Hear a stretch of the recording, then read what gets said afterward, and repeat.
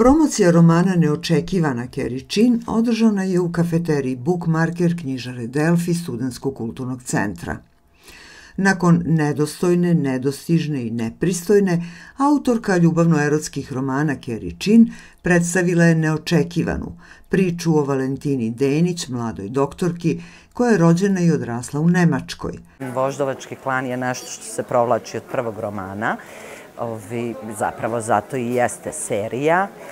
Imamo likove Valentinu Denić, koja je rođena i odrasla u Nemačkoj i koja zapravo ne zna da je njen otac nekada bio šef voždovačkog klana. Ona to sazna nakon njegove smrti i odluči da potraži, sazna da ima rođaku Milu, to je glavna junakinja iz prve knjige, i ona odluči da je potraži i dođe u Beograd i tu pronađe jednu veliku, uslovno rečeno, porodicu i pronađe Kostu koji je bivši pripadnik voždovačkog klana, i tu kreće vrtlog i triler i ljubavna priča.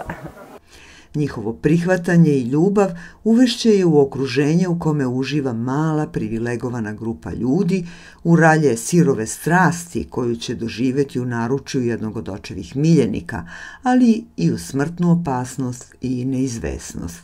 Iako nije bila namera, ima nekoliko napetih scena, tako da može se reći da je pomalo triler, ali u osnovi ja sam spisateljica ljubavno-erotskog žanra i uvek je to onako u prvom planu. Ovo je samo u službi radnje.